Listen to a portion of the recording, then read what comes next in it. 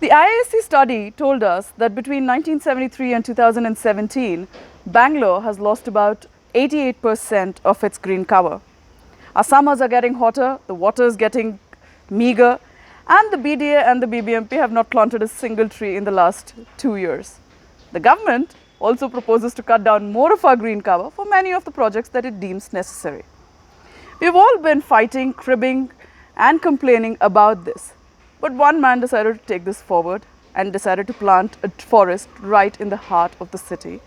And he takes us around his home where he started this journey to tell us how easy it is to make your city green. Let's meet Bimal Desai. The Japanese have something called the forest bathing. Now this is part of their life. Now they sit amongst trees which are thick forests for hours together, and they believe it enhances their spiritual quotient. Thank you, Bimal. Thank you for having us in your home. Now, Bimal, we are standing next to the first forest you planted in your house here. Can you take us through the journey of how you got into this space of creating this forest, so to speak, urban forests?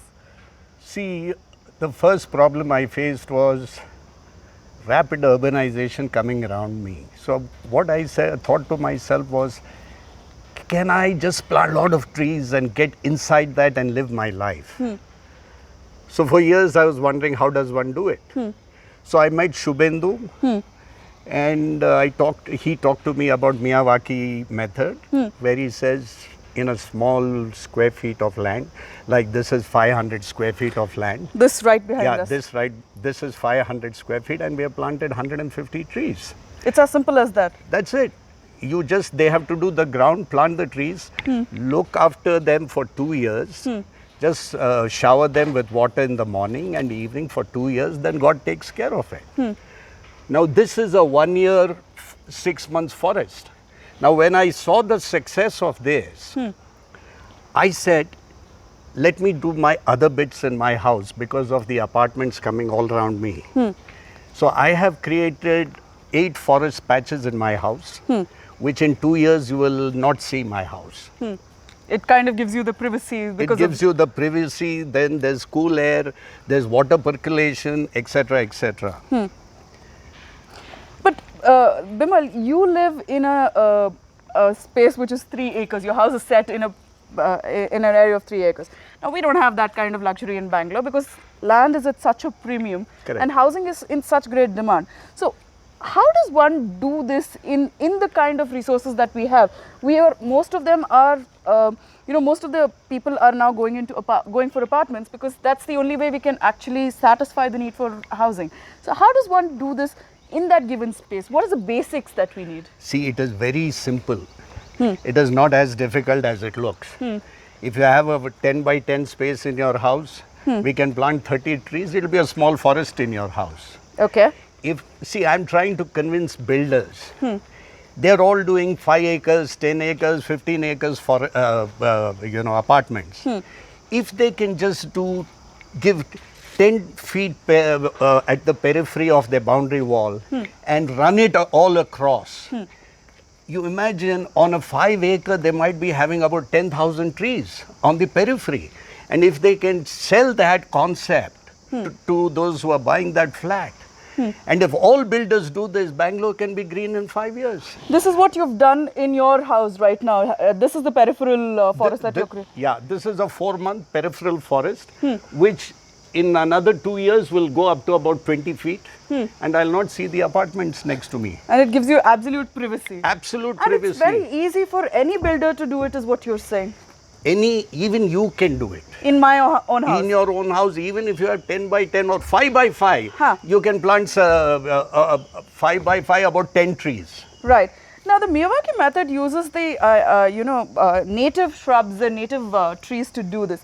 What kind of trees are we looking at when we're planting? What kind of what is the philosophy behind it? See, Miyawaki method looks at 3 formats of trees. One is a subtree, tree, and canopies. Right. And some shrubs. Right. Now these are all native species of Karnataka and India, mostly Karnataka. So Once these are planted in that method and the ground is prepared accordingly, then the trees grow with a speed of 10x. In 2 years, you find them growing at about, it grows to a height of about 20-25 feet. Okay. And if in this city, my dream is to convert 100 parks. That is the mission you're on. That's my mission. If I can convert 100 parks in next 5 years into these forests, two things will happen. Bangalore's ambient temperature comes down. It's an antidote to pollution. Plus the biodiversity created in the ground will enhance the groundwater. Correct. Now, if we can do this, Bangalore city would hopefully, and if the builders support this, Bangalore city can get back its green. It would be a, I wouldn't say 100% livable city, but a better livable city. Better livable city. But you're already on this mission. You've got these, you've got some projects going on where you're creating these forest spaces in Bangalore. You created one for the Director General of Police premises. Yeah. And you have Cant also. Yeah, there we plant, on the 4,000 square feet, we planted 1,500 trees. In 10 months, as I showed you, they have grown up to 8 to 10 feet varying heights. Correct. In another 1.5 years, they will shoot nearly double. Now, the most interesting project I'm doing is near the Cant station. Just before the underbridge going towards Jayamal, Railways have given us their 14,000 square feet land, where we'll be planting 4,000 trees. And that patch is the most polluted patch in this, one of the most polluted patches in the city. So hopefully in 2 years, you'll have a thick forest there. You'll have a thick forest.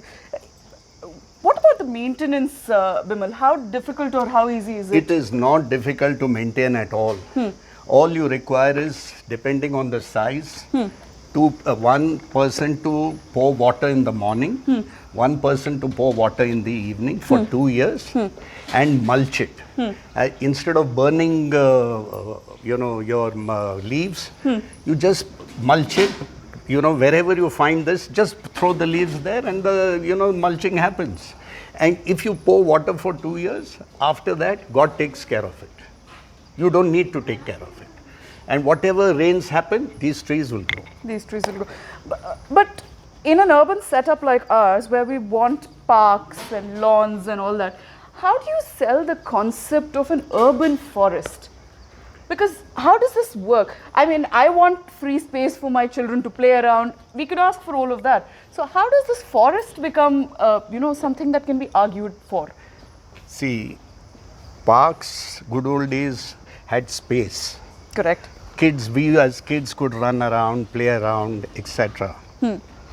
Now, assuming parks are there, assuming parks are still there where kids can play, on the periphery of the parks, again I'm saying, give 10 feet. Plant the trees on the periphery. The level of oxygen which will go up, the level of percolation which will happen, kids will have more positive thinking, because trees, whether we like it or not, trees have a major effect on your health. But given the fact that, I'm still going back to the fact that land is at such a premium in our city. So when, one says, why should I have a space only for a cluster of trees? I would rather have free space for my kids to play around with. It's difficult to argue with that. No, but we are saying, you give periphery. We are not saying you give us the center where your kids are playing. Okay. We are saying you give us periphery of 10 feet round the boundary wall. And that's the same argument you're making with the builders. Builders also. You give 10 feet or 15 feet, depends on the size of the project. Now, which one of them have been more difficult to kind of convince, Bimal? The private builders or the bureaucrats who are actually, who have these spaces? Even the smaller islands that we have in our city, we can use that also to create. Anywhere, if you have a 10 by 10 island, we can convert it. Which one of them have been more difficult to Both convince? are difficult. Okay. Because somehow this is still, but I don't lose hope. Right. They are both difficult, but I think the private builders might see sense soon and they might take it up. I have hope there, but bureaucrats have no hope. They're very difficult to convince. Very difficult. And they are custodians of our common spaces. See, I approached near my house, there is a huge park. I can easily plant on the periphery about 7,000 trees. Right. And thick forest, and there are houses opposite the park.